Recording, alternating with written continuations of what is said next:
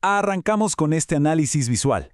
Hoy vamos a transformar esos conceptos que a veces suenan súper densos y complejos de las relaciones mundiales en algo completamente accesible. Básicamente vamos a hacer un recorrido estructurado por el vocabulario en español de la diplomacia global y la gestión del Estado. Porque, para dominar verdaderamente el escenario mundial es absolutamente clave no solo entender las definiciones de memoria, sino poder visualizar estas palabras y sobre todo pronunciarlas con total precisión. Así que, con muchísima energía, vamos a explorar juntos la arquitectura lingüística de cómo los países interactúan, negocian y, coexisten día a día. Para organizar este recorrido tenemos 3 paradas fundamentales. Primero, vamos a revisar la geopolítica y los estados. Luego, entraremos de lleno en la diplomacia y los organismos. Y para cerrar, analizaremos la negociación y las habilidades. Recuerden que a lo largo de todo esto haremos un gran énfasis en la pronunciación clara en español y usaremos ejemplos del mundo real para darle vida a cada concepto. Bueno, vamos a sumergirnos en la primera etapa. Aquí es donde establecemos los cimientos macro, la base de todo este enorme escenario global. Aquí tenemos los pilares de todo. Empecemos marcando bien la pronunciación de nuestro primer término: relaciones internacionales. Este es el estudio y la práctica de los vínculos políticos y económicos entre los países. Piensen, por ejemplo, en los acuerdos comerciales constantes entre el Mercosur y la Unión Europea. Ese tipo de vínculos impulsan directamente nuestro segundo término, la actualidad global, que básicamente son las noticias importantes de hoy, como cuando vemos esas tremendas crisis en las cadenas de suministro mundiales. Y para manejar eso, los gobiernos usan la política exterior. Son sus decisiones estratégicas, como cuando un país decide abrir nuevas embajadas en Asia puramente para fortalecer sus lazos comerciales. Pasando a algo súper básico pero fundamental, escuchen cómo suena: el territorio. Y ojo, porque un país es muchísimo más que solo tierra firme. El territorio abarca el espacio terrestre, marítimo y aéreo que pertenece a un estado. Para ponerlo en perspectiva con un ejemplo real, pensemos en las zonas económicas exclusivas en los océanos. Esto es territorio marítimo, literal, donde un país tiene derechos especiales para explorar y usar los recursos marinos, ya sea para pesca o hasta para extracción de petróleo. Claro que todo territorio tiene sus límites, ¿verdad? Y a eso le llamamos las fronteras. Son esas líneas, ya sean físicas o imaginarias, que dividen a los países. Un ejemplo físico clarísimo es la cordillera de los Pirineos, que funciona como una inmensa frontera natural entre España y Francia.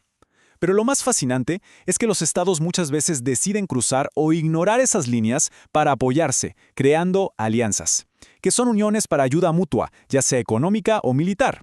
La OTAN, por ejemplo, es el clásico ejemplo de una alianza militar, mientras que la Alianza del Pacífico es una alianza con un enfoque profundamente económico. Ahora, un punto crucial es entender quién vive exactamente dentro de esas fronteras. Y aquí hay una diferencia vital que a veces nos confunde. Primero, la ciudadanía. Esta es la condición legal como miembro pleno de un Estado, lo que te da derechos prácticos como poder votar en unas elecciones locales. Por el otro lado, está la nacionalidad, que es el vínculo jurídico y político con tu país de origen. Para que quede claro, alguien que nace en Colombia tiene la nacionalidad colombiana de por vida, incluso si hoy reside en otro país y no ejerce su ciudadanía activa allá. Son cosas distintas. Y con esto pasamos a la segunda parte de nuestra agenda. Ya que entendemos los territorios y a las personas, vamos a conocer a los actores formales y las reglas del juego. El verdadero motor que mueve todo este engranaje es la diplomacia. Repitámoslo, la diplomacia. Es la profesión, el arte de conducir las relaciones y negociaciones entre naciones. Un ejemplo histórico increíble de la diplomacia en pura acción son los acuerdos de Camp David. Fueron meses de trabajo meticuloso, de sentarse a hablar, que terminaron en un tratado de paz histórico en el Medio Oriente, evitando conflictos armados simplemente a través del diálogo estructurado. Ahora, hay un concepto que literalmente define el poder absoluto puertas adentro: la soberanía. Díganlo conmigo, soberanía. Es el poder y la enorme independencia que tiene un Estado para gobernarse a sí mismo sin que nadie de afuera se entrometa. El ejemplo perfecto es cuando un gobierno decide sus propias leyes sobre los impuestos que va a cobrar o sus políticas de educación. Ninguna nación extranjera puede llegar y cambiar esas leyes, precisamente por este principio fundamental de la soberanía. Pero claro, para que esta soberanía funcione afuera, necesitamos personas. Aquí entran los actores. El embajador es el representante de máxima categoría. Imagínense, por ejemplo, a la embajadora de México operando desde la embajada en Tokio, defendiendo los intereses nacionales en Japón. Luego tenemos a el canciller, que en la mayor parte de Latinoamérica es el ministro de Asuntos Exteriores, el cerebro detrás de la política exterior. Y por último, la delegación, que es todo un grupo enviado a representar al país, como esa enorme delegación de científicos y diplomáticos que asiste a la Cumbre del Clima de las Naciones Unidas. Cuando toda esta gente se reúne a hablar, eventualmente producen documentos formales. Y ojo aquí, hay una separación importante. El tratado es algo sumamente formal, escrito y rígido. Pensemos en el Tratado de Libre Comercio de América del Norte. Estamos hablando de un documento extensísimo con todo el peso de la ley internacional. Por su parte, el acuerdo es una resolución común o un pacto más general, algo más flexible, como un acuerdo bilateral informal simplemente para incrementar las exportaciones de café entre dos naciones durante una temporada. Y todo esto no pasa en el vacío, estos actores operan dentro de estructuras inmensas. Un organismo internacional es una organización de varios estados que comparten metas. La ONU o la Organización Mundial de la Salud son los ejemplos clásicos. Cuando un país se une oficialmente, se convierte en un Estado miembro. Brasil, por ejemplo, es un Estado miembro clave del bloque BRICS. Y finalmente, para que todas estas reuniones funcionen sin que nadie se ofenda, existe el protocolo. Son reglas estrictas de cortesía, cosas tan precisas como decidir exactamente en qué silla se debe sentar cada presidente durante una cena de Estado para mostrar respeto igualitario. Muy bien, avanzamos hacia nuestra etapa final. Vamos a dejar un poco atrás las estructuras formales y enfocarnos en la acción pura, en el elemento humano.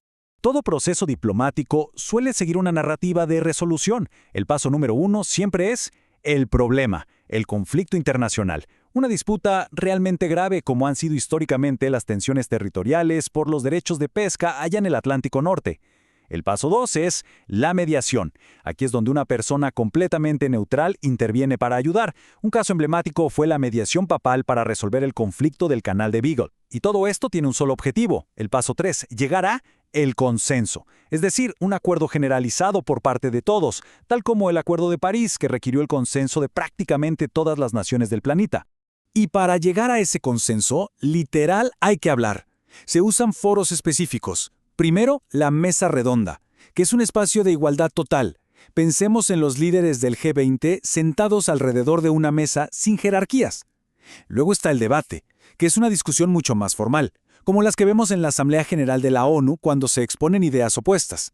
Y por supuesto, el discurso, esa exposición oral formal frente a un público, como esos discursos históricos y memorables pronunciados hace décadas ante la Liga de las Naciones.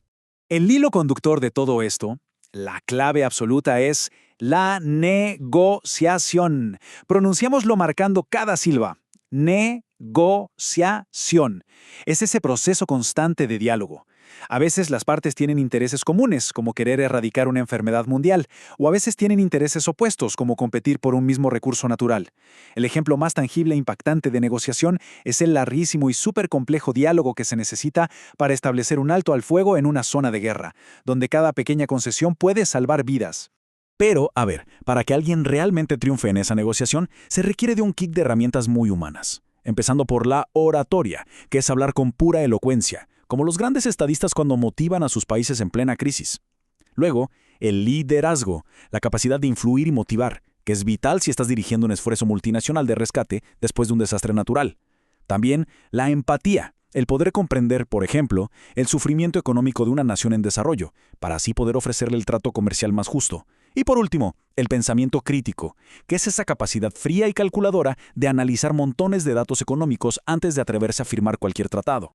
Si sumamos todas estas herramientas humanas, llegamos a la gran meta final de nuestro vocabulario, la cooperación.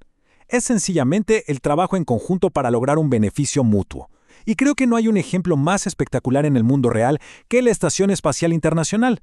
Estamos hablando de un proyecto monumental donde agencias de diferentes países, que a veces tienen conflictos políticos graves aquí en la Tierra, allá arriba cooperan de manera increíble en beneficio de toda la humanidad.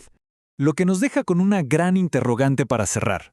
Después de analizar todas las herramientas, a los actores y el inmenso vocabulario de las relaciones globales, surge esta pregunta para reflexionar. ¿Puede la diplomacia resolver cualquier conflicto internacional? El mundo es sumamente complejo, y dominar estos conceptos y su pronunciación es solo el primer paso para entender los constantes movimientos de la geopolítica.